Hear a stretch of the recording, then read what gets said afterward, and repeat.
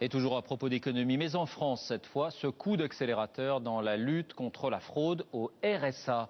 C'est le département des Alpes-Maritimes dirigé par l'UMP qui lance un nouveau dispositif. Il juge la justice trop lente et va infliger lui-même de fortes amendes. Tour de vis ou effet d'annonce. Sur place, Olivier Théron, Raymond Chaplard. Le service antifraude du Conseil général des Alpes-Maritimes débusque depuis un an les escroqueries au RSA, le revenu de solidarité active, 474 € par mois. C'est dans déclaration de salaire ?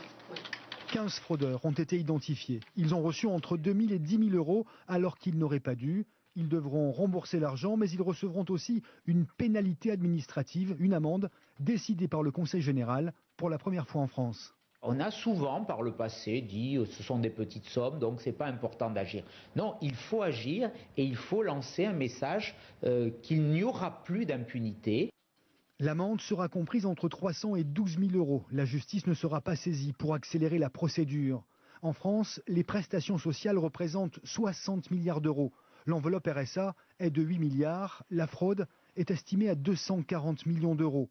Le RSA est en France l'aide la plus détournée par les fraudeurs. La fraude au RSA aujourd'hui est à peu près 3 fois supérieure à la moyenne nationale. Donc là où on est à 1,10% de fraude estimée au niveau national, on est à peu près à 3% au niveau du RSA. Mabrouka Issa, au chômage malgré son master en gestion, est bénéficiaire du RSA. Elle est venue au secours populaire pour chercher des habits.